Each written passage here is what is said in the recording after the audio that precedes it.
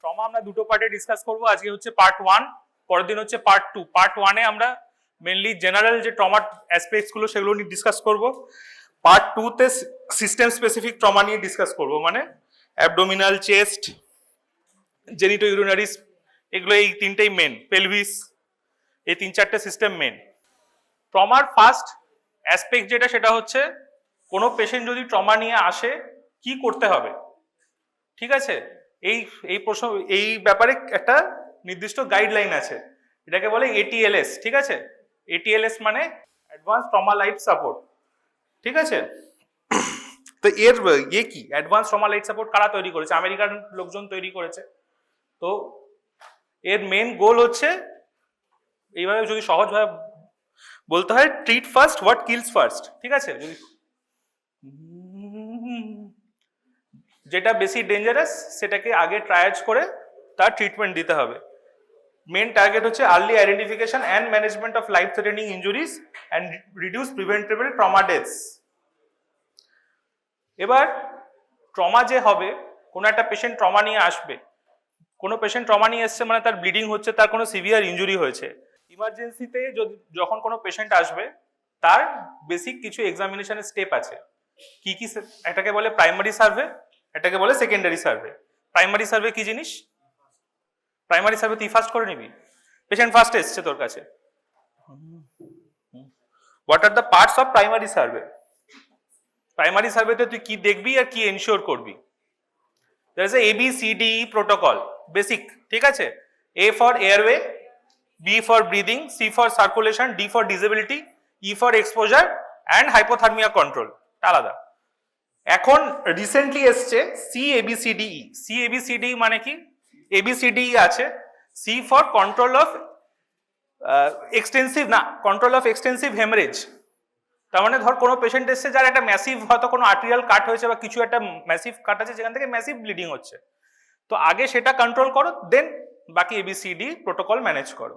তো recent ATLS বলছে CABCDE, না হলে আমরা ফলো করি ABCDE, ঠিক আছে? এবার ABCDE এর মধ্যে A কি? A is airway. এয়ারওয়ে আমরা কি করে, একটা পেশেন্টের এয়ারওয়ে কি করে অ্যাসেস করবি বা বুঝবি কি করে যে এই পেশেন্ট এয়ারওয়ে কম্প্রোমাইজ হতে পারে? যে পেশেন্টের পায়ে লেগেছে তার কি এয়ারওয়ে কম্প্রোমাইজ হবে? হবে না। তাহলে কোনো পেশেন্টের যে এয়ারওয়ে কম্প্রোমাইজ হয়েছে সেটা কিভাবে বুঝবো? ফেশিয়াল ইনজুরি যদি থাকে, ফেশিয়াল বার্ন যদি থাকে, কোনো পেশেন্ট যদি কোমাটোজ হয়, কোনো পেশেন্টের যদি GCS <8 হয়, ঠিক আছে? আর বেসিক একটা জিনিস, যদি পেশেন্ট নিজের নাম না বলতে পারে, পেশেন্টকে নাম জিজ্ঞেস করছিস, পেশেন্ট নাম বলতে পারছে না, তার মানে পেশেন্ট ডিসওরিয়েন্টেড আছে। If the patient is disoriented, তাহলে তার এয়ারওয়ে কম্প্রোমাইজ হতে পারে। এটা তোর ফার্স্ট অ্যাসেসমেন্ট পয়েন্ট। কোনো পেশেন্টের যদি এয়ারওয়ে কম্প্রোমাইজ থাকে, আমি দেন এন্ড দেয়ার কি করতে পারি? আমার কাছে ইমার্জেন্সিতে যা ইকুইপমেন্ট আছে তার থেকে আমি বেস্ট কি ম্যানেজমেন্ট দিতে পারি পেশেন্টকে? একটা কিছু মানে ম্যানেজমেন্ট, যদি মানে টেম্পোরারি ম্যানেজমেন্ট, দেন একটা ফাইনাল ম্যানেজমেন্ট। টেম্পোরারি ম্যানেজমেন্টের মধ্যে কি কি আছে? টেম্পোরারি ম্যানেজমেন্টের মধ্যে আছে এয়ারওয়ে দেওয়া, কারণ পেশেন্টের হ্যাঁ, বাট এয়ারওয়ে তো আছে, কিন্তু এটাকে বলে নেজোফ্যারিঞ্জিয়াল এয়ারওয়ে, ঠিক আছে? দের ইজ একটা এরকম ইনস্ট্রুমেন্ট পাওয়া যায়, আমি ছবি দেখাতে পাচ্ছি না, এরকম C শেপেড ইনস্ট্রুমেন্ট, ঠিক আছে? কোনো পেশেন্টের এয়ারওয়ে কম্প্রোমাইজ হচ্ছে মানে মোস্ট লাইকলি সে কোমাটোস, তো তার টাং ফল ব্যাক করে। হ্যাঁ, তো টাং যাতে ফল ব্যাক না করে, টাংকে স্টেবিলাইজ করার জন্য টাংয়ের শেপে এরকম C শেপেড কার্ভওয়ালা একটা ইনস্ট্রুমেন্ট থাকে, সেটাকে এয়ারওয়ে বলে। ওই এয়ারওয়ে দিয়ে you can primarily protect your airway. Second, তুই যেটা বেস্ট যেটা পেশেন্টের করতে পারিস সেটা হচ্ছে পেশেন্টকে ইনটিউবেট করা। হ্যাঁ, ইনটিউবেশন ইজ দ্য মানে একদম বেস্ট ম্যানেজমেন্ট। কিন্তু কোনো কোনো কেসে ইনটিউবেশন করা পসিবল হয় না। ইনটিউবেশন মেনলি আমরা কি কি করি? ওরোট্রেকিয়াল করতে পারি বা নেজোট্রেকিয়াল করতে পারি। মোস্টলি ওরোট্রেকিয়ালই করা হয়, মুখ দিয়ে করা হয়। তো ওরোট্রেকিয়াল বা নেজোট্রেকিয়াল যে কোনো ইনটিউবেশনই কখন করতে নেই? যখন পেশেন্টের সিভিয়ার ফেশিয়াল ইনজুরি আছে, আমি ফেশিয়াল কোনো ফ্র্যাকচার সাসপেক্ট করছি, সেক্ষেত্রে যদি আমরা করতে যাই, আমাদের এয়ারওয়ে করতে যাই, ইনটিউবেশন করতে যাই, যদি পোস্টিরিয়র ক্রেনিয়াল ফসা ফ্র্যাকচার থাকে বা ম্যাক্সিলারি বোনে ফ্র্যাকচার থাকে, দের ইজ হাই রিস্ক যে আমি ডুরা পাংচার করে ভেতরে চলে যাব। তো এরকম মানে জিনিসটা ডিকটামটা এরকম থাকে যে কোনো জায়গায় কোনো পেশেন্ট যার এয়ারওয়ে কম্প্রোমাইজ আছে তাকে ইন্টুবেশনের সিঙ্গেল অ্যাটেম্প নেওয়া হয়, মানে উইথ ফেশিয়াল ইনজুরি কোনো পেশেন্ট যদি আছে এয়ারওয়ে কম্প্রোমাইজ আছে তাকে ইয়ে করা হয়, সিঙ্গেল অ্যাটেম্প নেওয়া হয়। সিঙ্গেল অ্যাটেম্প যদি ফেল করে দেন তোকে যদি এবার তারপরে ডিপেন্ড করছে মানে সিঙ্গেল অ্যাটেম্প ফেল করতে হবে, সিঙ্গেল অ্যাটেম্পে সাকসেসফুল হতে পারে, সিঙ্গেল অ্যাটেম্প ফেল করতে পারে। সিঙ্গেল অ্যাটেম্প ফেল করলে ইউ ডু নট রিঅ্যাটেম্প্ট, কারণ বারবার করলে ইনজুরি বাড়বে। তো সেক্ষেত্রে যদি you have an expert team or something, মানে এক্সপার্ট অ্যানাস্থেশিয়া টিম যদি থাকে তাহলে সেখানে তুই ভিডিও ল্যারিঙ্গোস্কোপির আন্ডারে you can go for a rapid sequence intubation. অ্যানাস্থেশিয়াতে পড়াবে what is rapid sequence intubation. ওদের বিভিন্ন ড্রাগস থাকে, সাকসিনাইল কোলিন থাকে, হ্যাঁ, তারপরে প্রোপোফল থাকে, এসব দিয়ে ওরা র্যাপিড সিকোয়েন্স ইন্টুবেশন করে আন্ডার ভিডিও ল্যারিঙ্গোস্কোপি, ওরা দেখে ইন্টুবেট করছে, ঠিক আছে। অথবা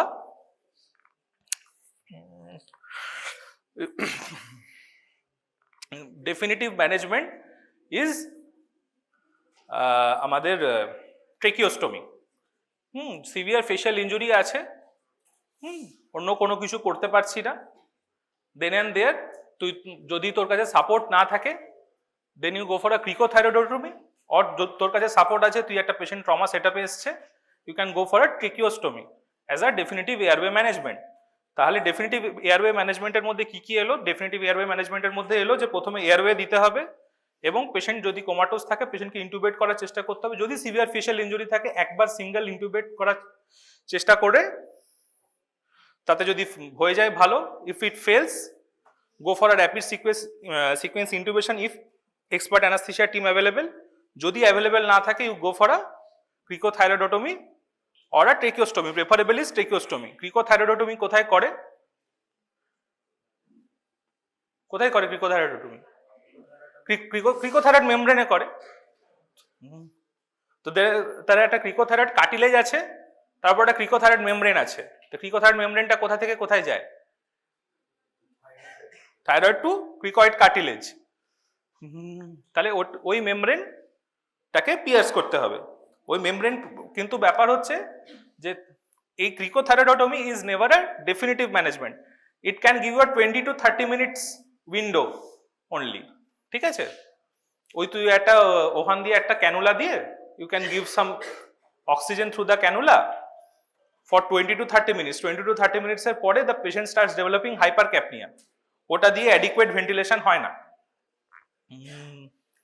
So for 20 to 30 minutes you can keep the patient alive using cricothyroidotomy, then have to go for a finally tracheostomy. তাহলে এইভাবে এয়ারওয়ে ম্যানেজ করতে হবে। তাহলে এয়ারওয়ে ম্যানেজমেন্টের দুটো মেন মুদ্রা, এক হচ্ছে ইন্টুবেট করো, যদি ইন্টুবেট করতে না পারো ট্রেকিওস্টমি করো, ঠিক আছে। এয়ারওয়ে প্রোটেকশনের আরো একটা মেন দিক হচ্ছে যেটা ও বলছিল সি স্পাইন মোবিলাইজেশন করা, মানে সি স্পাইনকে ইমোবিলাইজ করা। কোনো পেশেন্টের যদি ফ্র্যাকচার থাকে সি স্পাইন, তাকে যদি তুই এদিক ওদিক করিস তাহলে সি স্পাইনের জন্য তার স্পাইন ইনজুরি আরো বাড়বে এবং রেসপিরেটরি সেন্টার অ্যারেস্ট হবে। সি স্পাইন ইনজুরি আছে কি নেই এটা বোঝার জন্য একটা ক্রাইটেরিয়া আছে, না nice guidelines for head injury proper, এটাকে নেক্সাস ক্রাইটেরিয়া বলে, ঠিক আছে। তো নেক্সাস ক্রাইটেরিয়া কি? সব শব্দের একটা করে আছে, একটা আধা থাকবে না। N for neuro deficit, E for ethyl alcohol, হ্যাঁ, X for extreme distracting head injury, U for unconscious patient, S for spinal tenderness. তাহলে নেক্সাসে পাঁচটা পয়েন্ট হচ্ছে N for neuro deficit, E for ethyl alcohol, X for extreme head injury, distracting কথাটা important, extreme distracting head injury,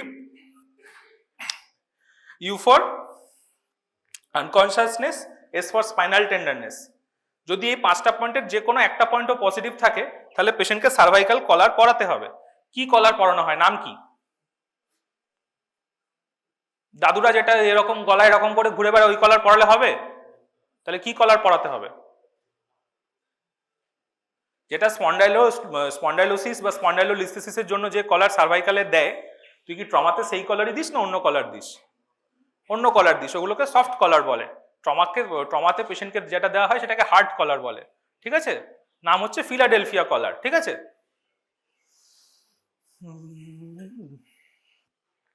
তাহলে এই হচ্ছে basics একদম airway. তাহলে এয়ারওয়ের বেসিক্স হচ্ছে প্রথমে এয়ারওয়ে অ্যাসেস করা, যে পেশেন্টের এয়ারওয়ে কম্প্রোমাইজ আছে। এয়ারওয়ে কম্প্রোমাইজ তুই কি করে বুঝবি? এয়ারওয়ে কম্প্রোমাইজ বুঝবি পেশেন্ট কোমাটোজ, পেশেন্টের ফেশিয়াল ইনজুরি আছে, কোনো ফেশিয়াল বার্ন হয়েছে, হ্যাঁ, অথবা পেশেন্ট নিজের নাম বলতে পারছে না, অল্টার্ড মেন্টাল কনসাসনেস আছে। এই সমস্ত দেখে তুই অ্যাসেস করতে পারবি যে পেশেন্টের এয়ারওয়ে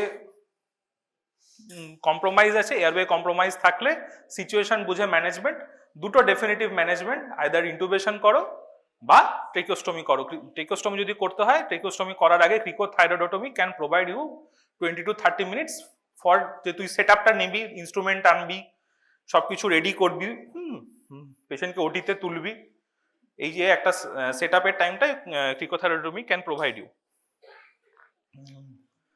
আচ্ছা, এ হয়ে গেল মোটামুটি এটা। B for breathing. ব্রিদিং মানে কি?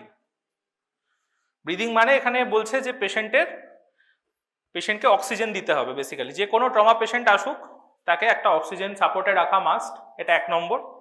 2 নম্বর হচ্ছে পেশেন্টের যদি এয়ারওয়ে কম্প্রোমাইজ থাকে, পেশেন্টের যদি কোনো অ্যাসিডোসিস থাকে বা এরকম কোনো কম্পোনেন্ট থাকে পেশেন্টকে, বা যদি পেশেন্টের এয়ারওয়ে কম্প্রোমাইজ থাকে সেক্ষেত্রে পেশেন্টকে যেন আগে বললাম ভেন্টিলেশনে দেওয়া, ইন্টুবেট করা এবং ভেন্টিলেশনে দেওয়া, ট্রাকিওস্টমি করা এবং ভেন্টিলেশনে দেওয়া is must. And third point is যেগুলো সিভিয়ার চেস্ট ইনজুরি, যেগুলো ব্রিদিংকে কম্প্রোমাইজ করে, সেগুলো আইডেন্টিফাই করা এবং সেগুলোর কুইক ম্যানেজমেন্ট করা। সিভিয়ার চেস্ট ইনজুরি কি কি?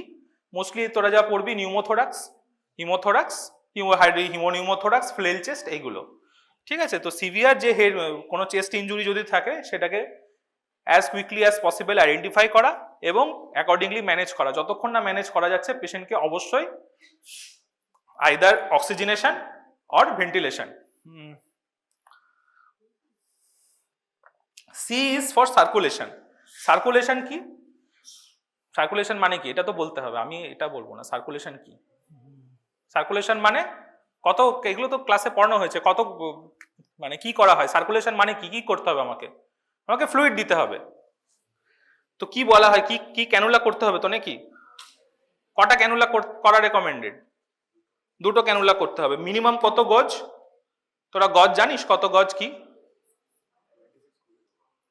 26 ইজ লাইক কিছু নেই, বাচ্চা ওই নিওনেটদের দেওয়া যায় না, সমস্যা। নর্মালি আমরা কি কি গেজ ইউজ করি? আমাদের সেটআপে আমরা কি গেজ ইউজ করি? 18 কি? 18 হচ্ছে গ্রিন, 20 হচ্ছে পিঙ্ক, 22 হচ্ছে ব্লু, 24 হচ্ছে ইয়েলো, 26 হচ্ছে পার্পল। আর এর আগে কত বললাম আমি? 18 থেকে বললাম। 18 আগে 16 হচ্ছে গ্রে, 14 হচ্ছে অরেঞ্জ। তাহলে যত কমবে তত ডায়ামিটার মোটা, তো বেশি রেটে ফ্লুইড যাবে। তো 14 গেজ অরেঞ্জ দিয়ে সব থেকে বেশি জোরে যায়, গ্রে দিয়ে আরো জোরে যায়, ঠিক আছে। কিন্তু আমাদের আইডিয়াল বেসিসে আমরা আইদার গ্রিন, পিঙ্ক, ব্লু এগুলোই মোস্টলি ইউজ করি। পেডিয়াট্রিক কেসে আমরা কখনো কখনো ইয়েলো, একদম নিওনেটাল কেসে ভায়োলেট চলতে পারে। তাহলে 2টো ক্যানুলা করতে হবে। অ্যাডাল্টদের কেসে রেকমেন্ডেড কি? অ্যাডাল্টদের কেসে রেকমেন্ডেড হচ্ছে গ্রিন ক্যানুলা করা, তার মানে 18G ক্যানুলা করা। 20G আমরা ইউজুয়াল রেগুলার মেডিকেশনস, যে এমনি ওয়ার্ডে যে কোনো রেগুলার ভর্তি পেশেন্ট যে আইভি মেডিকেশনস পাচ্ছে সেগুলো recommended through pink. But blood transfusion, কোনো র্যাপিড ট্রান্সফিউশন করা বা ট্রমা পেশেন্ট ম্যানেজ করা বা ওটির আগে পেশেন্টকে ফ্লুইড দেওয়া, এই সমস্ত কাজকর্মের জন্য গ্রিন। তো এই ক্ষেত্রে আমরা পেশেন্টকে গ্রিন দেব, 2টো গ্রিন চ্যানেল 2 হাতে করে তাতে ফ্লুইড দেব।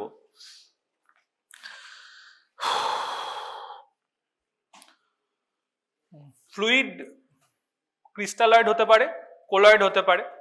কোন ফ্লুইড দেওয়া বেশি রেকমেন্ডেড? ডিপেন্ড করছে কি কন্ডিশন তার উপরে। পেশেন্ট নর্মালি এসছে কিছু ট্রমা নিয়ে, you can give crystalloids, fine, fair enough. কিন্তু পেশেন্টের হিউজলি কোনো সিভিয়ার ট্রমা আছে, যত কোনো পেশেন্টের যদি সিভিয়ার ট্রমা থাকে সেই পেশেন্টের কি আছে, একটা লিথাল ট্রায়াড আছে। লিথাল ট্রায়াড অফ ট্রমা কি? ফাইনালি আরে উঠে গেছি, বলতে হবে কি কি, তিনটে কম্পোনেন্ট আছে, কি কি? Hypothermia, acidosis, coagulopathy. ঠিক আছে, তো হ্যাঁ তাহলে কোনো পেশেন্ট যে সিভিয়ার ট্রমায় ভুগছে তার অলরেডি অ্যাসিডোসিস আছে, তার কোয়াগুলোপ্যাথি আছে, তুই যদি তাকে ক্রিস্টালয়েডস দিস তাহলে এগুলো আরো বেশি অ্যাগ্রাভেট করবে, সেক্ষেত্রে কোলয়েড দেওয়া মোর রেকমেন্ডেড। না হলে এমনি normal trauma patient you give crystalloids RL fair, একদম সুন্দর ভালো। ঠিক আছে, কিন্তু যে পেশেন্টের অ্যাসিডোসিস ডেভেলপ করছে তাকে আরএল দেওয়া যাবে না। হ্যাঁ, আর যে আর না হলে তোকে যে পেশেন্টের হাইপোথার্মিয়া হচ্ছে তাকে যদি তুই ক্রিস্টালয়েডস দিস সে আরো তাড়াতাড়ি কোর টেম্পারেচার লস করবে, আর কোয়াগুলোপ্যাথিও আরো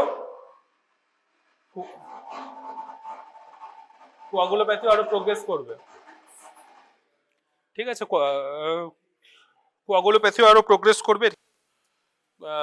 কোয়াগুলোপ্যাথি আর ইয়েতে যদি কোয়াগুলোপ্যাথি কোনো পেশেন্টের থাকে তাহলে সেই পেশেন্টকে যদি ক্রিস্টালয়েড দিস তাহলে সেই পেশেন্টে আরো বেশি কোয়াগুলোপ্যাথি হবে, কারণ একটা জিনিস আছে, হ্যাঁ, কি ডাইলুশনাল কোয়াগুলোপ্যাথি, ডাইলুট করে যাবে আরো বেশি, যে ক্লট ফ্যাক্টর আছে সেগুলো ইউজ করতে পারবে না। তো সেই সমস্ত ক্ষেত্রে তাহলে যদি লিথাল ট্রায়াড আছে, যদি কোনো পেশেন্ট সিভিয়ার ট্রমা নিয়ে আসে, যে পেশেন্ট লিথাল ট্রায়াডের মধ্যে যাচ্ছে বা যাবে, তাদের ক্ষেত্রে ক্রিস্টালয়েড রেকমেন্ডেড না, সেখানে কোলয়েড রেকমেন্ডেড। আর সেই কোলয়েডের ক্ষেত্রে আমরা যেটা প্রোটোকলটা ফলো করি, প্রোটোকলটার নাম কি? Massive transfusion protocol. কি রে বসে, ম্যাসিভ ট্রান্সফিউশন প্রোটোকল কি? শর্ট নোটও এসেছিল, ম্যাসিভ ট্রান্সফিউশন প্রোটোকল এর ইম্পর্টেন্ট শর্ট নোট। ঠিক আছে, massive primary survey, secondary survey, এগুলো সব যেরকম massive transfusion protocol. Massive transfusion protocol is like RBCs, মানে তোকে বুঝতে হবে যে কাকে কাকে দিতে হবে। ট্রান্সফিউশন প্রোটোকলের ইন্ডিকেশন হচ্ছে there is a massive ongoing hemorrhage going on। ঠিক আছে, তাহলে তার ডেফিনিশন কি? ডেফিনিশন হচ্ছে যদি মোর দেন 10 units of blood in 24 hours, of blood না মানে of blood products in 24 hours, অথবা মোর দেন 4 units within 1 hour with ongoing bleeding, অথবা more than 50% of volume has been replaced within 1 hour. This is known as massive transfusion protocol। মানে পেশেন্টের massive haemorrhage হচ্ছে আর সেখানে massive এই protocol follow করা হচ্ছে।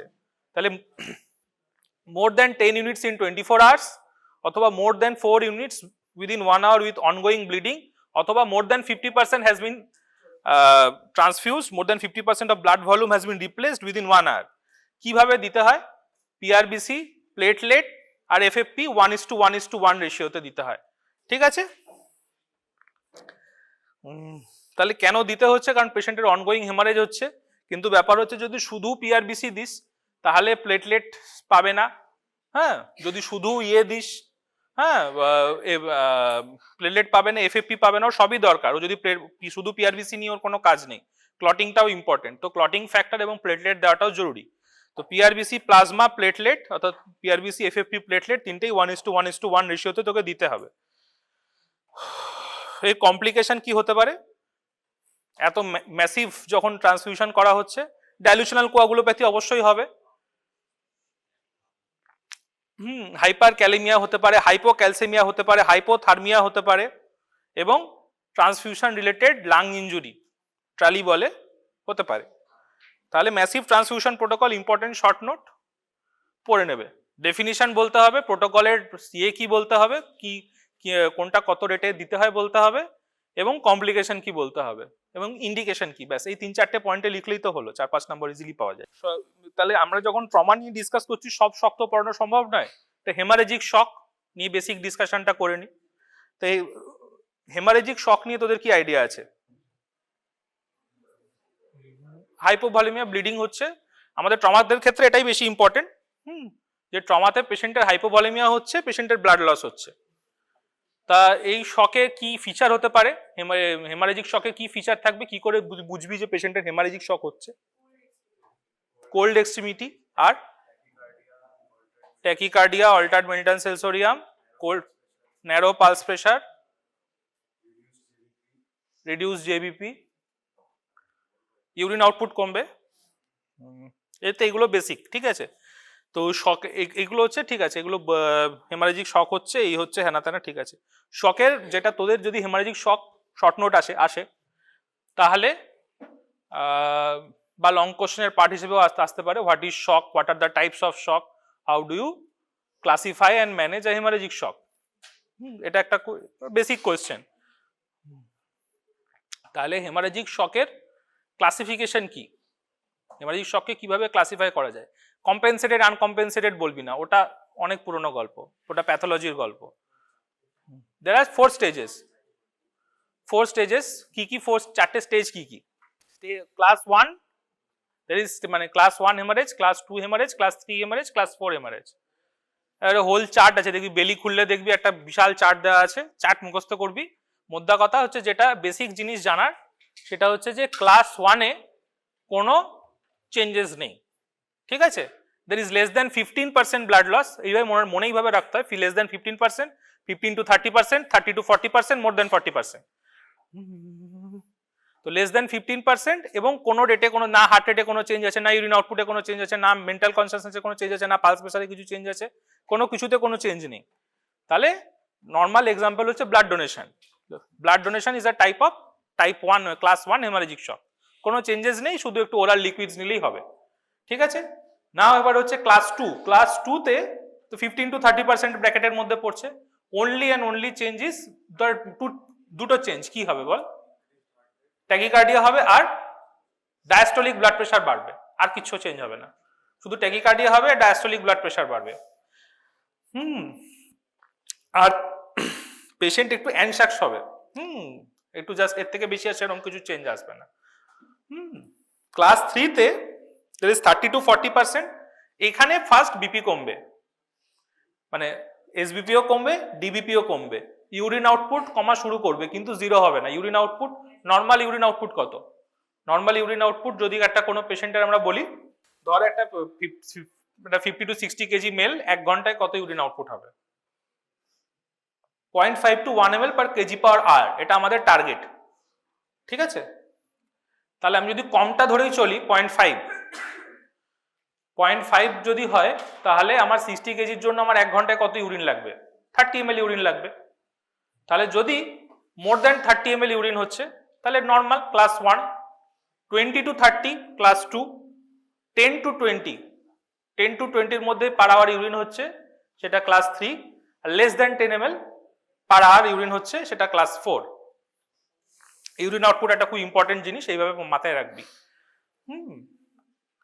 তাহলে ইউরিন আউটপুট মার্কলি রিডিউস পাবি। এখানে ইউরিন আউটপুটে তুই মোর দ্যান 30, 20 to 30 এর মধ্যে চেঞ্জ তুই এভিডেন্ট কিছু পেশেন্টকে ক্লিনিক্যালি বুঝতে পারবি না, কিন্তু যখন ক্লাস 3-তে আসবি, বিপি কম, ইউরিন কম হচ্ছে, তার মানে this is a class 3 shock, this is a 10 to 20 ml urine output থাকবে, আর পেশেন্ট ড্রাউজি হয়ে যাবে।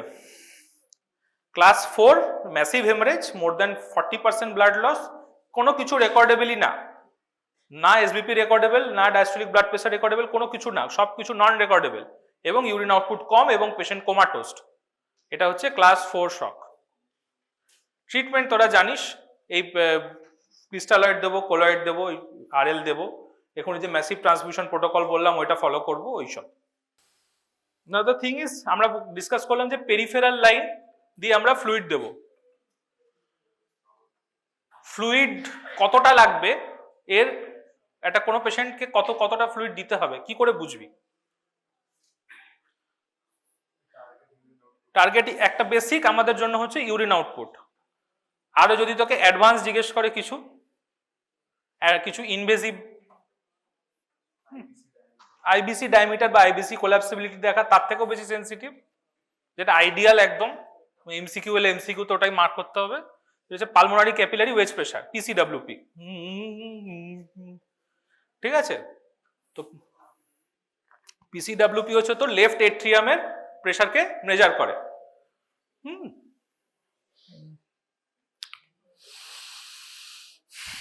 আর কোনো ব্লাড লেভেল, ব্লাডে কোনো কিছু লেভেল দেখে বোঝা যায় যে এই পেশেন্টের ফ্লুইড লাগবে? Lactate is the most and only একদম important marker of fluid resuscitation. কোনো পেশেন্টের ল্যাকটেট বেশি আছে, পেশেন্ট অবশ্যই ফ্লুইড ডেফিসিয়েন্সিতে আছে, তাকে ফ্লুইড দিতে হবে। তাহলে ব্লাড মার্কারদের মধ্যে ল্যাকটেট, ইনভেসিভ মার্কারদের মধ্যে pulmonary capillary wedge pressure, USG করে তুই আইভিসি ডায়ামিটার দেখতে পারিস। অথবা একদম বেসিক ক্লিনিক্যালের মধ্যে হচ্ছে ইউরিন আউটপুট। এটা দেখে তুই বুঝবি যে পেশেন্টকে কতটা ফ্লুইড দিতে হবে বা পেশেন্টের কিরকম ইউরিন আউটপুট, পেশেন্টকে কতটা ফ্লুইড লাগবে। কোনো পেশেন্ট তুই পেরিফেরাল লাইন করতে পারছিস না, একদম কোল্ড ক্লাইমি এক্সট্রিমিটি, বিপি খুব কম, পেশেন্ট একদম মানে খুব খারাপ, তাকে তখন পেরিফেরাল লাইন হচ্ছে না, তখন তোর কাছে আর কি ওয়ে আউট আছে? ইন্ট্রাওসিয়াস তুই করতে পারবি? আমার ইন্ট্রাওসিয়াস তুই ঢুকিয়ে দেখাতো, পারবি না। Intraosseous is for only pediatrics less than 6 year of age. ওদের বোন সফট হয়, তুই একটা স্কিনে কাট দিয়ে you can drill through the bone, মানে ড্রিল থ্রু তো করে না, এটা ঢুকিয়ে দেয়, ক্যানুলাটা ঢুকিয়ে দেয়, ক্যানুলা ঢোকানো পসিবল বোন সফট বলে, ঠিক আছে। তাহলে আমাদের ক্ষেত্রে কি করতে হবে? আমাদের ক্ষেত্রে সেন্ট্রাল লাইন করতে হবে। সেন্ট্রাল লাইন করার জন্য সাবক্লেভিয়ান আছে, আছে, আইজেবি আছে, আর আমাদের ফিমোরাল আছে। মেনলি তিনটে ওয়ে আছে। Femoral is not that preferred, but subclavian আর আইজেবি মোস্টলি প্রেফার্ড। সাবক্লেভিয়ান আর আইজেবির মধ্যে জিজ্ঞেস করে যদি কোনটা বেশি preferred, IJV is more preferred. সাবক্লেভিয়ানে there is huge risk of pneumothorax, ওই জন্য এক্সপার্ট ছাড়া বা ইউএসজি গাইডেন্স ছাড়া অনেক জায়গাতেই পারফর্ম করে না।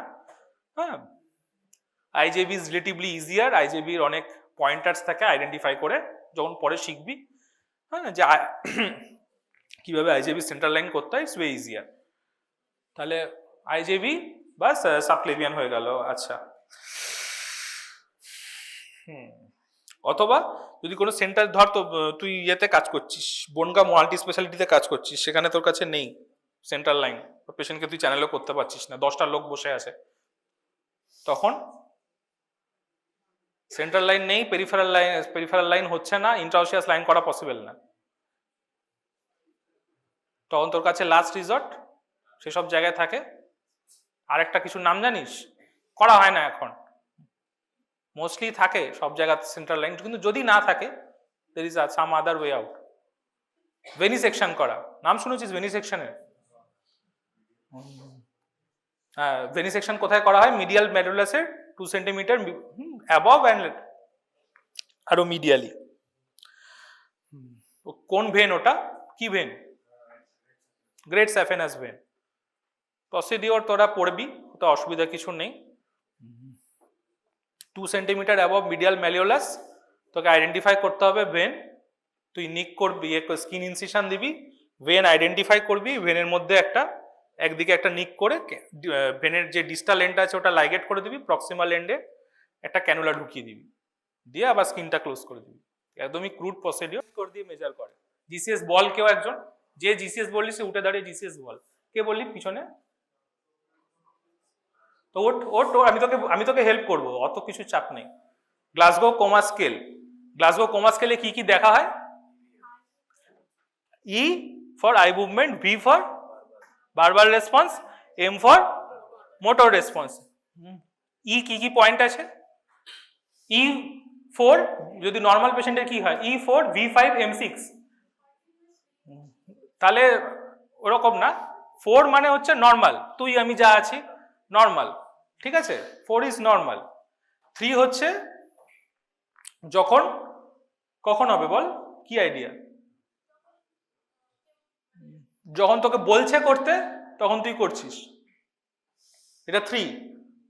2 হচ্ছে ইন রেসপন্স টু পেন তুই করছিস। 1 তুই করছিসই না, মানে চোখ বুজে বসে আছিস, ঠিক আছে।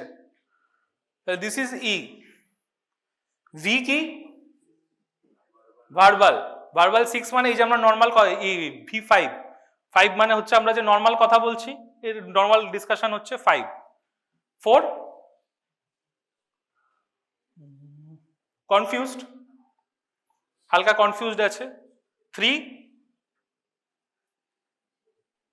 হচ্ছে ইনঅ্যাপ্রোপ্রিয়েট, গালাগালি দিচ্ছে, ঠিক আছে, এবং পেশেন্ট আসবে। 2 হচ্ছে মামলিং, ইনকোহারেন্ট, তুই বুঝতে পারবি না, 1 বলছে না।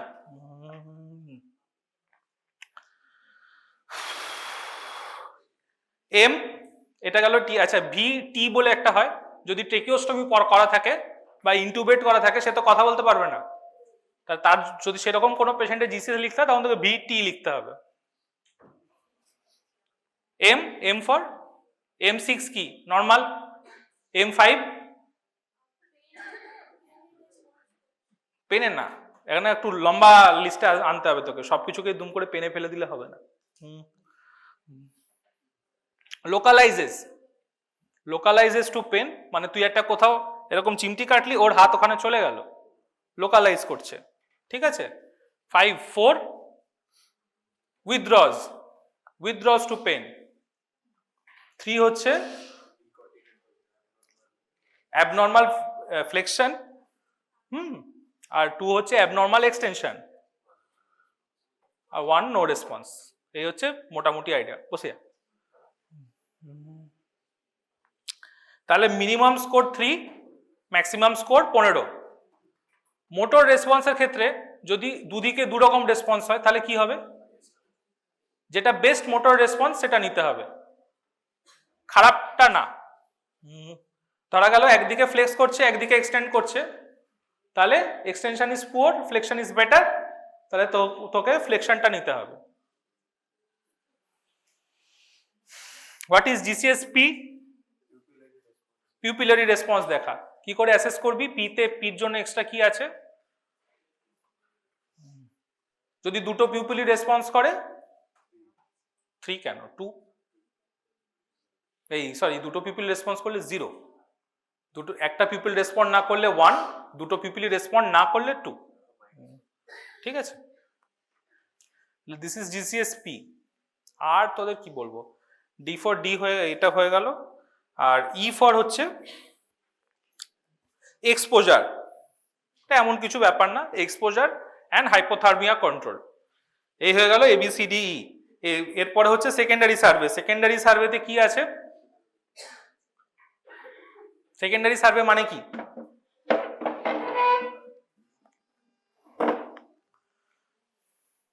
সেকেন্ডারি সার্ভে মানে হচ্ছে কোনো পেশেন্ট, তুই এটা তুই প্রাইমারি অ্যাসেস করলি পেশেন্টকে, সেকেন্ডারি সার্ভেতে পেশেন্টকে ডিটেইলড এক্সামিনেশন করতে হবে, হেড টু টো এক্সামিনেশন, প্রত্যেকটা সিস্টেম ধরে ধরে এক্সামিনেশন করা, ডিটেইলড এক্সামিনেশনকে বলা হয় সেকেন্ডারি সার্ভে। এই সেকেন্ডারি সার্ভের আন্ডারে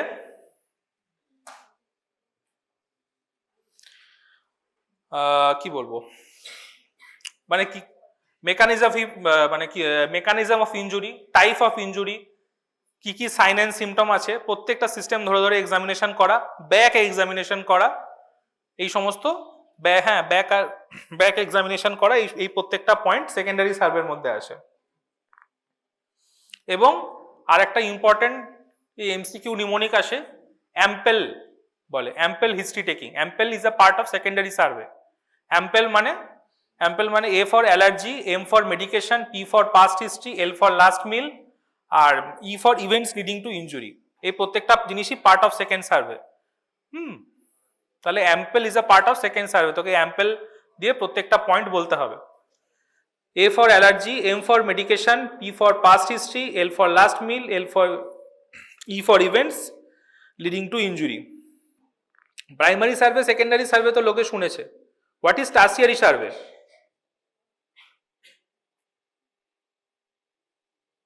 টার্সিয়ারি সার্ভে হচ্ছে, ধর কোনো পেশেন্ট খুব খারাপ এসছে, খুব খারাপ ছিল, যখন অ্যাপ্রোচ করেছে পেশেন্টকে আর্জেন্ট ইন্টুবেট করতে হয়েছে, ভেন্টিলেশনে দিতে হয়েছে, পেশেন্ট কিছুদিন ট্রিটমেন্ট পাওয়ার পর পেশেন্ট সুস্থ হয়ে উঠেছে, সুস্থ হয়ে ওঠার পরে ও বলছে আমার এখানে ব্যথা, তার মানে মেনলি কোনো ছোট মাস্কড ইনজুরি যেটা আমি দেখতে পাচ্ছি না, কোনো একটা মাইনর ইনজুরি যেটা অ্যাপারেন্টলি এভিডেন্ট নয়, আর পেশেন্ট তখন বলতে পারেনি, তার কারণ তখন পেশেন্ট কোমাটোস ছিল, বা তখন পেশেন্টের GCS খারাপ ছিল, বা তখন পেশেন্ট আনকনসাস ছিল, সেটা পোস্ট ট্রিটমেন্ট পেশেন্ট তোকে কমপ্লেন বলছে, যেটা তোর পক্ষে দেখে বোঝা সম্ভব নয় যে না এটা বা এইটাই ইনজুরি হবে বা এটাই ওই ইনজুরি হবে, খুব মাইনর ইনজুরি। যেরকম এর এক্সাম্পল হচ্ছে কি, স্ক্যাফয়েড ফ্র্যাকচার বা রোটেটার কাফ টিয়ার। এগুলো তুই এক্সরে সিটিতে খুঁজে বার করতে পারবি না আনলেস এন্ড আনটিল তোকে পেশেন্ট কমপ্লেন করবে।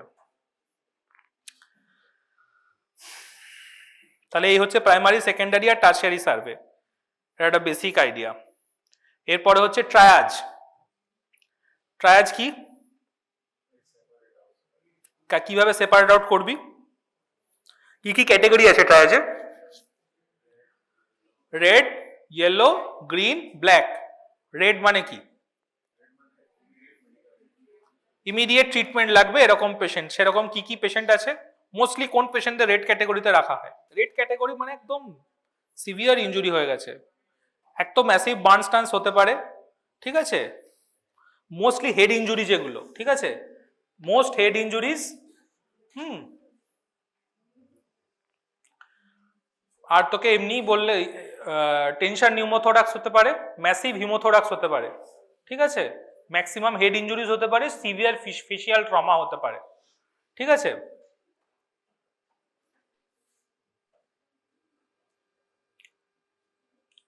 ইয়েলোর মধ্যে ইয়েলো কি আছে? ইয়েলোতে কি পড়ে? তাহলে রেডের মধ্যে মোস্টলি হেড ইনজুরি আর সিভিয়ার চেস্ট ইনজুরি, যার মধ্যে টেনশন নিউমো, ম্যাসিভ হিমো বা ফ্লেল চেস্ট। ইয়েলোর মধ্যে মোস্টলি আমরা যেগুলো ডিল করি, হিমোথোরাক্স, এই হিমোপেরিটোনিয়াম, কোনো পেলভিক ইনজুরি, কোনো স্পাইনাল ইনজুরি, কোনো ডিগ্লাভিং ইনজুরি, এইগুলো। মনে রাখার ইজি উপায় হচ্ছে, যখন মানে কোনো পেশেন্ট কোনো ম্যাসিভ বার্ন বা হেড ইনজুরি নিয়ে আসবে, সেই পেশেন্ট রেডের মধ্যে পড়বে। তোকে এরকম এমসিকিউতে বা পরীক্ষায় এরকম সিচুয়েশন দেবে, সেখানে তুই সিচুয়েশন দেখে কি করে অ্যানালাইজ করবি যে এই পেশেন্টকে কোন ক্যাটাগরিতে রাখতে হবে। কোনো পেশেন্টের যদি সিভিয়ার হেড ইনজুরি থাকে, কোনো পেশেন্টের যদি ম্যাসিভ চেস্ট ইনজুরি থাকে বা বিশাল ব্লিডিং হচ্ছে এরকম কোনো কন্ডিশন থাকে, তারা রেড। যে পেশেন্টকে মানে কিছুক্ষণ পরে করা যাবে তারা হচ্ছে ইয়েলো। এর মধ্যে হচ্ছে মেনলি অ্যাবডোমিনাল ইনজুরি, যেগুলো abdominal injury, pelvic injury, degloving injury, spinal injury, এইগুলো যেগুলো মোস্টলি সার্জিক্যাল কেসে আসে, ম্যাক্সিমাম সার্জিক্যাল কেসেসই ইয়েলো ক্যাটাগরির মধ্যে পড়ে।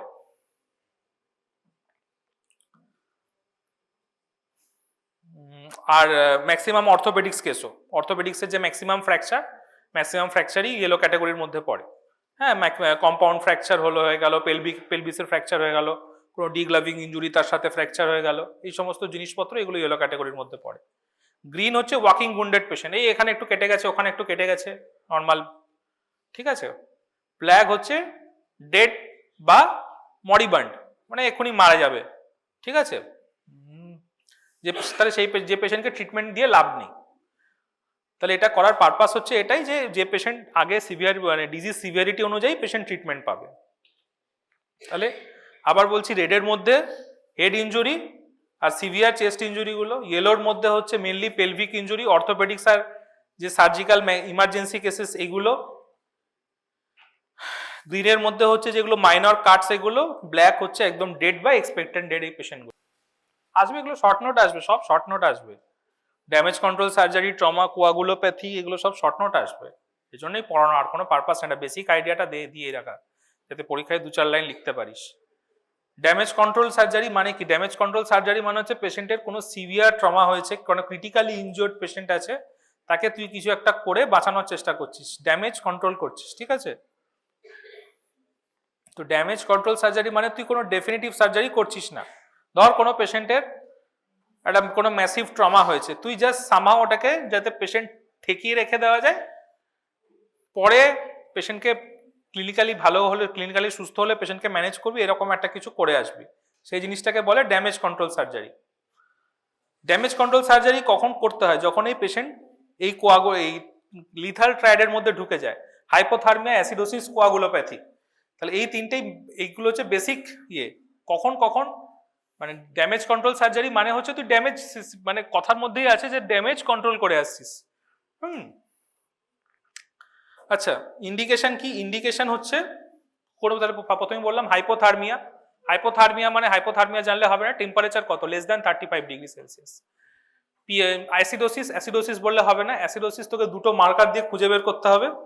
এক হচ্ছে পিএইচ হচ্ছে <7.2, অথবা ল্যাকটেট, ভেনাস ল্যাকটেট <5, ঠিক আছে। আচ্ছা, এটা হলো। আর কোয়াগুলোপ্যাথি কি করে অ্যাসেস করবি? বেসিক আয়নার, হ্যাঁ, পিটি আয়নার দিয়ে, আয়নার <1.5 অথবা ট্রান্সফিউশন রিচিং টু 15 ইউনিটস, কোনো একটা পেশেন্টকে তুই ট্রান্সফিউজ করছিস, তার ট্রান্সফিউশন 15 মিনিট দেওয়া হয়ে যাচ্ছে, তাও পেশেন্টকে হিমোডাইনামিক্যালি স্টেবল করা যাচ্ছে না।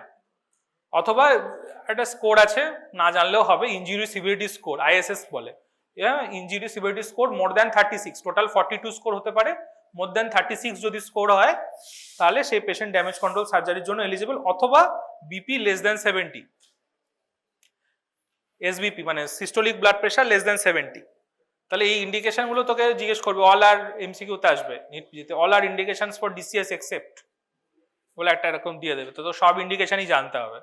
মেন যেগুলো মনে রাখা সেটা হচ্ছে বিপি লেস দ্যান 70, 90 না, transfusion reaching to 15 minutes, pH হচ্ছে less than 7.2, lactate more than 5, ISS more than 36, আর টেম্পারেচার লেস দ্যান 35।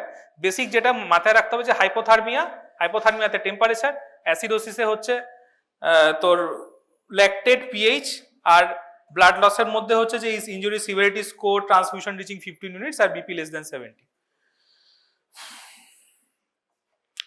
এবার ড্যামেজ কন্ট্রোল সার্জারি কিভাবে করবি? ড্যামেজ কন্ট্রোল সার্জারি হচ্ছে করার জন্য হচ্ছে কিছু ড্যামেজ কন্ট্রোল সার্জারি স্টেপস আছে কিছু। ড্যামেজ কন্ট্রোল সার্জারি স্টেপস মানে হচ্ছে তুই পেশেন্টের এরকম একটা পেশেন্ট সিভিয়ার কন্ডিশনে আছে, পেশেন্ট খুব খারাপ, তোকে একটা করতে হবে এমন একটা কিছু যাতে পেশেন্টটা বেঁচে যায়। তুই যদি তখনই ডেফিনিটিভ সার্জারি করতে যাস পেশেন্টের ক্ষতি হবে। সাপোজ স্প্লিনিক ব্লিডিং হচ্ছে, কোনো একটা পেশেন্টের সিভিয়ার অ্যাবডোমিনাল ট্রমা হয়েছে, হয়ে একটা স্প্লিন বা লিভার থেকে ব্লিড করছে, তাহলে তোর পেশেন্ট যদি স্টেবল হয় তুই কি করবি? যদি লিভার থেকে ব্লিডিং হয় তোকে হেপাটেক্টমি করতে হতে পারে, একটা উপায়, অথবা বেস্ট এখনকার দিনে যেটা করা হয় এম্বোলাইজেশন করা হয়, ওই সমস্ত করা যেতে পারে যদি সিটি অ্যাভেলেবেল থাকে, অথবা যদি খুব মাইনর ব্লিড থাকে প্যাক দিয়ে আসা যেতে পারে, প্যাকই দেয় মোস্টলি। হ্যাঁ, বা ধর কোনো জায়গায় স্প্লিনিক ব্লিডিং হচ্ছে, তোর যদি পেশেন্ট স্টেবল থাকে তুই অ্যাটেম্প নিতে পারিস স্প্লেনেক্টমি করার, কিন্তু পেশেন্ট যদি আনস্টেবল থাকে তুই স্প্লেনেক্টমি করার অ্যাটেম্প নিতে পারবি না, স্প্লেনেক্টমি করতে তো টাইম লাগবে, তাহলে ততক্ষণ পেশেন্ট তো স্টেবলই থাকবে না। তার মেন কারণ কি? তার মেন কারণ হচ্ছে হাইপোথার্মিয়া। ওটি করার সময় এটা যখন তুই পেশেন্টের অ্যাবডোমেন ওপেন করছিস ইমার্জেন্সিতে, তখন পার আওয়ার বলে এরকম একটা হিসাব আছে যে যদি ইমার্জেন্সিতে ড্যামেজ কন্ট্রোল কেসে পেশেন্টদের ওটি করা হচ্ছে তাহলে পার আওয়ার পেশেন্টদের 2 ডিগ্রি সেলসিয়াস করে কোর টেম্পারেচার লস হয়।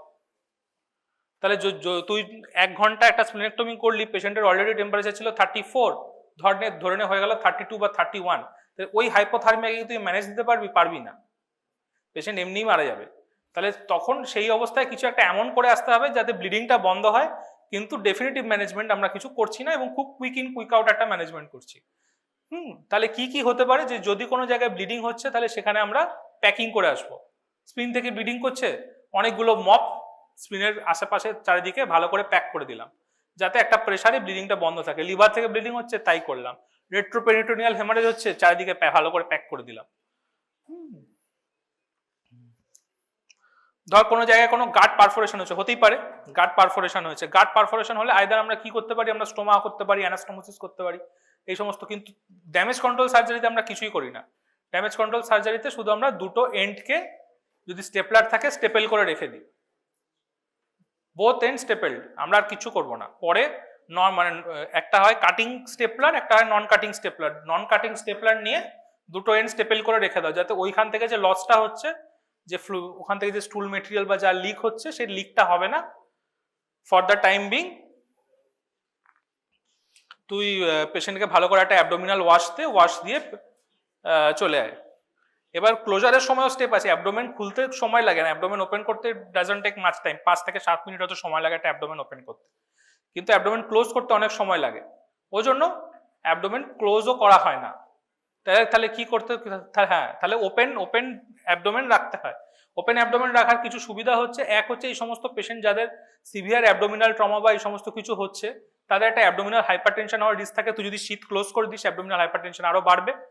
হ্যাঁ, আর সেকেন্ড হচ্ছে অ্যাবডোমিনাল শীত ক্লোজ করতে টাইম লাগে, তাহলে সেক্ষেত্রে ওপেন অ্যাবডোমেন রাখতে হয়। বোগোটা ব্যাগ আছে।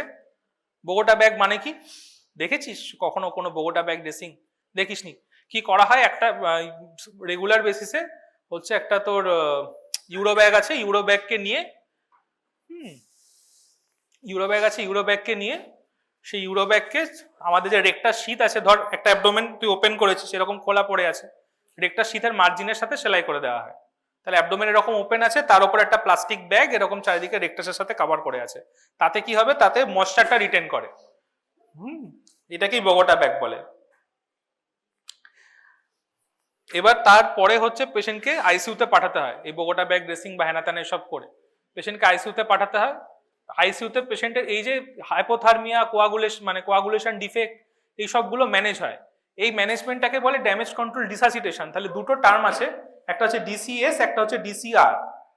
ডিসিএস মানে ড্যামেজ কন্ট্রোল সার্জারি, আর ডিসিআর মানে ড্যামেজ কন্ট্রোল রিসাসিটেশন। রিসাসিটেশন মানে হচ্ছে এইটা, যে যখন পেশেন্টকে একটা তুই ইমার্জেন্সি ম্যানেজমেন্ট করে পেশেন্টকে আইসিইউতে রাখবি এবং আইসিইউতে 48 to 72 আওয়ার্স রাখবি, রেখে তার ফিজিওলজিগুলো কারেক্ট করার চেষ্টা করবি, যাতে তুই যখন নেক্সট টাইম ওটি করিস তুই একটা ডেফিনেটিভ ওটি করে আসতে পারিস। ড্যামেজ কন্ট্রোল রিসাসিটেশনের কি কি মেন মুদ্রা? মেন মুদ্রা হচ্ছে যে ক্রিস্টালয়েড, বলছিলাম যে যদি কোনো সিভিয়ার ট্রমা পেশেন্ট থাকে ক্রিস্টালয়েড ইউজ করতে না, তাহলে মিনিমাল ইউজ অফ ক্রিস্টালয়েডস। পেশেন্টকে পারমিসিভ হাইপোটেনশনে রাখা, কেন? যাতে ব্লিডিং কম হয়। ঠিক আছে, অতএব পেশেন্টের নর্মাল বিপি আমরা টার্গেট কত থাকে, 90 এর বেশি। এক্ষেত্রে আমাদের পেশেন্টের টার্গেট থাকবে 80 to 90 মেনটেন করা। ঠিক আছে, এটা একটা বেসিক। যে আমাদের যদি নর্মাল এসবিপি আমরা আমাদের টার্গেট থাকে মোর দ্যান 90, কিন্তু পারমিসিভ হাইপোটেনশনে নর্মাল কেসে আমাদের বিপি টার্গেট থাকবে 80 to 90। আর যদি সেই পেশেন্টেরই ধর অ্যাবডোমিনাল ট্রমা আছে, সঙ্গে হেড ট্রমাও আছে, থাকতেই পারে। তো হেড ট্রমা যদি কোনো পেশেন্টের থাকে, তাহলে সেক্ষেত্রে আমাদের বিপি টার্গেট হচ্ছে 100 to 110। বেশি কেন? বেশি সেরিব্রাল পারফিউশন মেনটেন করার জন্য। কেসে 80 to 90, যদি ব্রেন ইনজুরি থাকে তাহলে 100 to 110। বন্ধ করার জন্য অবশ্যই কোয়াগুলোপ্যাথি থেকে ম্যানেজ করতে হবে। ভিটামিন কে, ক্রায়োপ্রেসিপিটেট, এফএফপি, এই সমস্ত কিছু দিতে হবে। ট্রানেক্সামিক অ্যাসিড দিতে হবে। হাইপোথার্মিয়া ম্যানেজ করার জন্য পেশেন্টকে রিওয়ার্মিং করতে হবে। রিওয়ার্মিং করার কি কি টেকনিক আছে? ওয়ার্ম স্যালাইন দিতে পারিস, আর এমনি পেশেন্টকে ওয়ার্ম একটা কভারের মধ্যে রেখে ওয়ার্ম করতে পারিস। এইগুলো basic. Warm saline is active.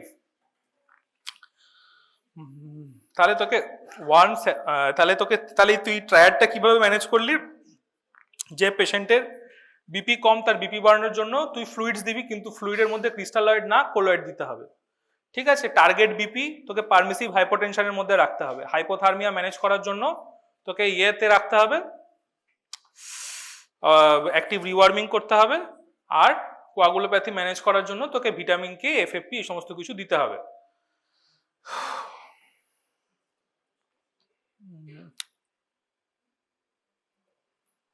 তারপরে হচ্ছে লাস্ট স্টেজ, ড্যামেজ কন্ট্রোল রিসাসিটেশনের পরে লাস্ট স্টেজ হচ্ছে ডেফিনিটিভ সার্জারি। 48 to 72 আওয়ার্স পরে তুই নিয়ে যা পেশেন্টকে, তুই ডেফিনিটিভ সার্জারির জন্য নিয়ে যা। এবং ডেফিনিটিভ যে প্রসিডিওর, তোর যদি স্প্লেনেক্টমি থাকে স্প্লেনেক্টমি কর, তো যদি কোনো আর্টেরিয়াল ইয়ে থেকে ব্লিডিং হয়ে থাকে তুই গ্রাফট রিপেয়ার কর। হ্যাঁ, তুই কোনো আরো কোনো মানে যে কোনো সিভিয়ার ইনজুরি থাকলে তুই তাকে ডেফিনিটিভ কোনো যেটা মোস্ট ডেফিনিটিভ ম্যানেজমেন্ট, সেটা ডেফিনিটিভ ম্যানেজমেন্ট করে। যদি যেটা বলতে চাইছিলাম, যদি বাওয়াল যে স্টেপেল লেনগুলো আছে ওগুলোকে কাট করে আবার অ্যানাস্টোমোসিস কর বা স্টোমা কর, এনিথিং ইউ ওয়ান্ট, বাট একটা ডেফিনিটিভ প্রসিডিওর করে আসে এবং অ্যাবডোমেন ক্লোজ করে আসা। তাহলে এই তিনটে স্টেজ। ফার্স্ট স্টেজে আমি একটা কিছু বেসিক করছি, তারপরে পেশেন্টের ফিজিওলজি ম্যানেজ করছি 42 to 72 আওয়ার্সের জন্য, তারপরে এগেন তাকে ওটির জন্য নিচ্ছি। এটাকেই বলে damage control surgery. Damage control surgery যদি কোশ্চেন আসে, ইন্ডিকেশন কি, স্টেপস কি, কি কি করতে হয়, এবং ড্যামেজ কন্ট্রোল রিসাসিটেশন কি, সেই রিসাসিটেশনের মধ্যে কি কি করতে হয়, এইটা লিখলেই হবে। এখানে কিছু দুটো একটা কথা বলি, সেটা হচ্ছে অনেক বাকি। ঠিক আছে, চল তাড়াতাড়ি বলে দিচ্ছি। কি বলে, বা এই যে কোনো ইয়েতে আছে, কোনো যে এই ট্রমা পেশেন্টকে এলে ট্রানেক্সামিক অ্যাসিড দিতে হয়, এই ট্রানেক্সামিক অ্যাসিডের ট্রায়াল আছে। এটার উপরেও তোদের এখানে শর্ট নোট এসছে, ক্র্যাশ 2 ট্রায়াল। ক্র্যাশ 2 ট্রায়ালের উপরে শর্ট নোট এসছে। মানে শুধু কি ট্রানেক্সামিক অ্যাসিড, বেশি কিছু লেখার নেই। তোদের লেভেলে যেটুকু জানা সেটা হচ্ছে যে পেশেন্ট, যদি কোনো ট্রমা পেশেন্ট আসে, তাকে ট্রানেক্সামিক অ্যাসিড দেওয়ার লাভ আছে। Tranexamic acid is an antifibrinolytic agent. তোকে ট্রানেক্সামিক অ্যাসিড দিতে হবে। কি ডোজে দিতে হবে? ডোজ হচ্ছে 1 gram over 10 minutes stat then 1 gram over 8 hours, কিন্তু পেশেন্টকে within 3 hours of trauma present করতে হবে। তাহলে পেশেন্ট যদি কোনো ট্রমা এপিসোডের 3 আওয়ার্সের মধ্যে প্রেজেন্ট করে, তাহলে পেশেন্টকে 1 gram of tranexa slowly over 10 minutes IV followed by 1 gram of tranexa slowly over 8 hours with fluid, এটা দিলে পেশেন্টের মর্টালিটি বেনিফিট আছে, পেশেন্ট কম মরে। এইটাই ক্র্যাশ টু ট্রায়ালে পাওয়া গেছে, আর কিছুই না। এটাকেই লম্বা চওড়া করে লিখবি। ক্র্যাশ টু ট্রায়াল হলো। আর দুটো টপিক বলার আছে, সেটা হচ্ছে একটা হচ্ছে মেটাবলিক রেসপন্স টু ইনজুরি, আর 2 হচ্ছে ট্রমা ইনডিউসড কোয়াগুলোপ্যাথি। দুটোই short note. Metabolic response to injury কি? এব আর ফ্লো। এব কি জিনিস? এব মানে হচ্ছে একদম প্রথম ফেজে, ফার্স্ট 24 আওয়ার্স হচ্ছে এব। এব মানে কি?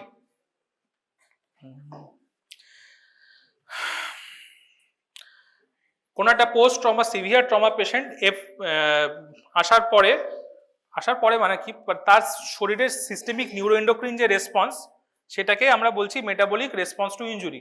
এটাকে দুটো ফেজে ডিভাইড করা হচ্ছে, একটা এফ ফেজ আর একটা flow phase. First 24 to 48 hours হচ্ছে এফ ফেজ। এফ ফেজের টার্গেট কি? বডির কি টার্গেট?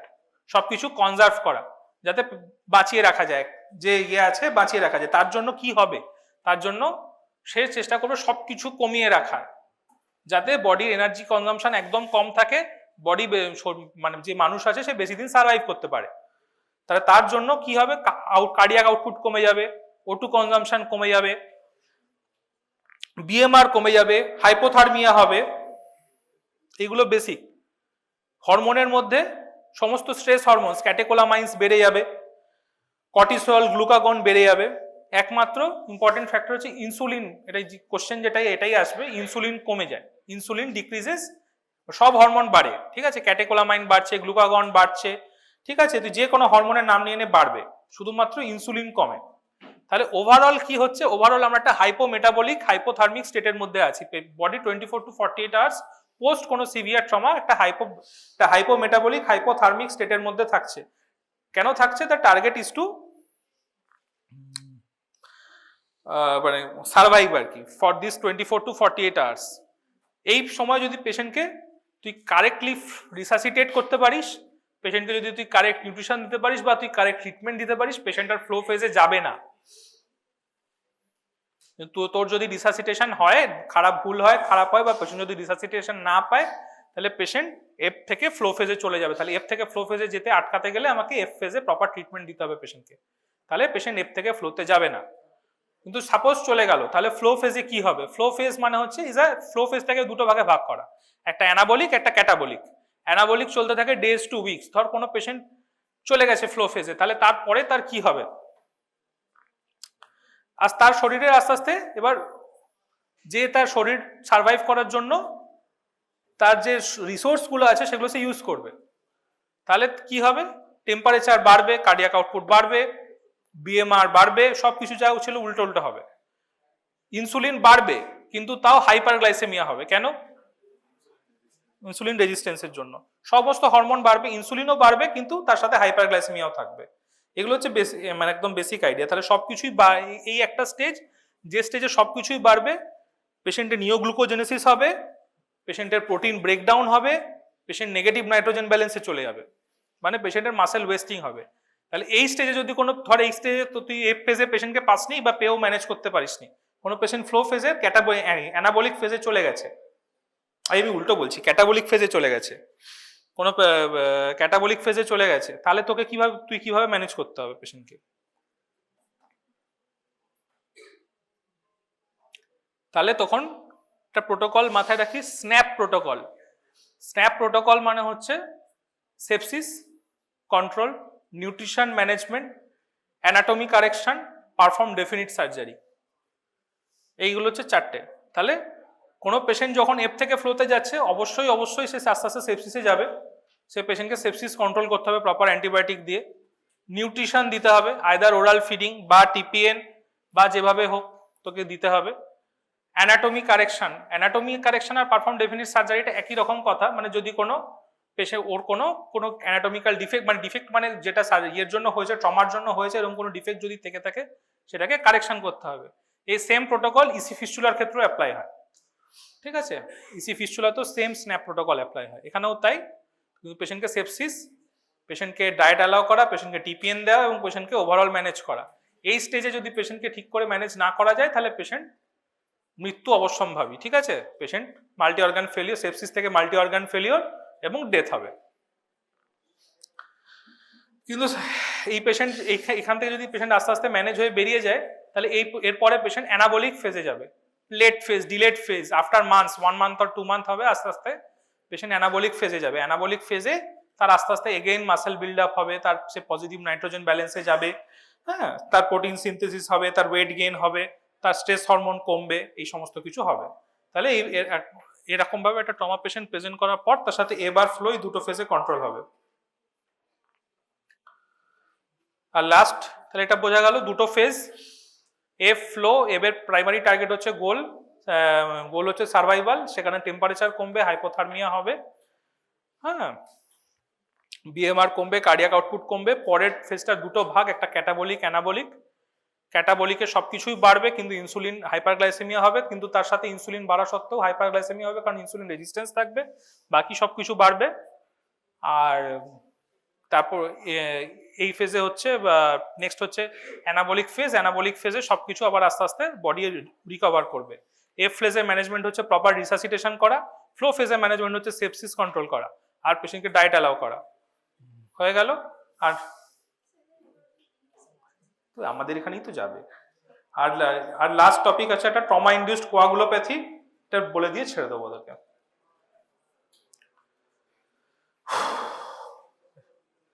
শুরুতেই দেরি হয়ে গেল না। ট্রমা ইনডিউসড কোয়াগুলোপ্যাথি কি? কোনো পেশেন্ট যদি সিভিয়ার ট্রমা নিয়ে আসে, তোদেরকে এগুলো একটুও মনে থাকবে না, ভালো করেই জানি। তো তোদের পিপিটি চাই, কিভাবে পিপিটি পাবে? আপনাকে পাঠিয়ে দিলে আপনি দিয়ে দেবেন? ব্যাস, ঠিক আছে। ট্রমা ইনডিউসড কোয়াগুলোপ্যাথি কি জিনিস? ট্রমা ইনডিউসড কোয়াগুলোপ্যাথি মানে হচ্ছে কোনো পেশেন্ট যদি সিভিয়ার ট্রমা নিয়ে আসে, তাহলে তার মধ্যে কোয়াগুলোপ্যাথি ইনডিউসড হয়। তার মানে তার, এই যে আমি বলছি, হাইপোথার্মিয়া, কোয়াগুলোপ্যাথি আর অ্যাসিডোসিস। তাহলে এই কোয়াগুলোপ্যাথিটা হচ্ছে কি করে? ট্রায়াডের মধ্যে কোয়াগুলোপ্যাথি আছে, এটাকে ট্রমা ইনডিউসড কোয়াগুলোপ্যাথি বলে। বেসিক হচ্ছে যখন ট্রমা হচ্ছে, পেশেন্ট শকে যাচ্ছে, পেশেন্টের হাইপোপারফিউশন হচ্ছে, পেশেন্টের এন্ডোথেলিয়াল ইনজুরি, শকে যাচ্ছে, পেশেন্টের এন্ডোথেলিয়াল ইনজুরি হচ্ছে। এন্ডোথেলিয়াল ইনজুরি হওয়ার জন্য এন্ডোথেলিয়াম থেকে একটা প্রোডাক্ট আছে থ্রম্বোমডুলিন, থ্রম্বোমডুলিন রিলিজ হচ্ছে। থ্রম্বোমডুলিন রিলিজ হওয়ার জন্য থ্রম্বিন থ্রম্বোমডুলিন কমপ্লেক্স তৈরি হচ্ছে। থ্রম্বিন থ্রম্বোমডুলিন কমপ্লেক্স কি করে? Complex protein C K activate করছে। তাহলে এই অ্যাক্টিভেটেড প্রোটিন সি কি করবে? অ্যাক্টিভেটেড প্রোটিন সি এর কিছু ফাংশন আছে, ফ্যাক্টর 5-8 কে ইনহিবিট করে এবং ফিব্রিনোলাইসিস প্রমোট করে। কি করে? প্লাজমিনোজেন অ্যাক্টিভেটর ইনহিবিটর এই এনজাইমটাকে কমিয়ে দেয়, PAI1 কে ডিক্রিজ করে আর 5-8 ফ্যাক্টরকে কমিয়ে দেয়। তো এই সব কিছুর জন্য ঘুরে ফিরে গিয়ে পেশেন্টের কোয়াগুলোপ্যাথি হচ্ছে। তাহলে বেশি করে ফিব্রিনোলাইসিস হচ্ছে, তাহলে এই সব মিলিয়ে কোয়াগুলোপ্যাথি, একেই বলে ট্রমা ইনডিউসড কোয়াগুলোপ্যাথি। এইভাবেই ট্রমা ইনডিউসড কোয়াগুলোপ্যাথি হয়। আচ্ছা, তুই মেজার করার সময় কি করে মেজার করবি? পেশেন্টের সবকিছুই, হ্যাঁ, সবকিছুই ডিরেঞ্জ থাকবে। পিটিআইএনআর, এপিটিটি রেস থাকবে, এফডিপি রেস থাকবে, হ্যাঁ, আর ফিব্রিনোজেন, হাইপোফিব্রিনোজেনিমিয়া হবে, এফডিপি মানে ফিব্রিনোজেন ডিগ্রেডেশন প্রোডাক্ট বাড়বে। এবার এই ট্রমা ইনডিউসড কোয়াগুলোপ্যাথি টিআইসি আর ডিফিউজ ইন্টারসেমিনেটেড কোয়াগুলেশন ডিআইসি। টিআইসি ডিআইসির মধ্যে ফারাক কি? ডি ডাইমার এখানেও তুই ইয়ে পাবি, রেস পাবি। টিআইসি ডিআইসির মধ্যে ফারাক করার জন্য তোকে একটা পরীক্ষা করতে হবে, যে পেশেন্ট, হতেই পারে যে পেশেন্টের সেপসিস থেকে হচ্ছে, প্রথমত হবে না, দুটোর কজ আলাদা। ডিআইসির কজ আলাদা, sepsis. DIC is a type of consumption coagulopathy, ওখানে সমস্ত ফ্যাক্টর কনজিউম হয়ে যাচ্ছে। এখানে কিন্তু কনজামশন কোয়াগুলোপ্যাথি না, এটা একটা টাইপ অফ, বলতে গেলে এন্ডোথেলিওপ্যাথি, এটা আলাদা জিনিস। যে এন্ডোথেলিয়ামের ড্যামেজ হচ্ছে, সেখান থেকে ফ্যাক্টর রিলিজ হচ্ছে, সেখান থেকে হচ্ছে। তো ইয়ে করার জন্য হচ্ছে টিআইসি ডিআইসি ডিফারেন্স করার জন্য যেটা পরীক্ষা করতে হয়, পরীক্ষাটা করেছিস প্যাথোলজিতে, থ্রম্বোইলাস্টোগ্রাফি, টিইজি বলে, থ্রম্বোইলাস্টোগ্রাফি। ঠিক আছে, থ্রম্বোইলাস্টোগ্রাফি করে, থ্রম্বোইলাস্টোগ্রাফির মাধ্যমে ডিফারেন্সিয়েট করা যায় এবং অ্যাকর্ডিংলি ম্যানেজ করা যায়। ম্যানেজমেন্টের মুদ্রা সেই সেম। তোকে এফএফপি দিতে হবে, ক্রায়োপ্রেসিপিটেট দিতে হবে, এবং এবার কখন কি দিতে হবে সেটা আমি বলছি না, তোদের মাথা গুলিয়ে যাবে। এর নোট ইয়েতে পেয়ে যাবি, পিপিটিতে পেয়ে যাবি, মুখস্থ করবি। আর আর কি, আর তোদের যে লাস্ট বেসিক কোশ্চেন, ইয়েতে কি আছে, কোনো পেশেন্টের যদি ফিব্রিনোজেন কম থাকে তুই কি দিবি, কোন ব্লাড প্রোডাক্ট দিলে ফিব্রিনোজেন বাড়বে? ফিব্রিনোজেন মেন কন্টেন্ট কোন প্রোডাক্টের? ক্রায়োপ্রেসিপিটেট, ঠিক আছে। Factor, vitamin K dependent factor কি কি? 2, 7, 9, 10। তাহলে আর এফএফপি তে কি থাকে? এফএফপি তে সমস্ত ক্লটিং ফ্যাক্টর থাকে।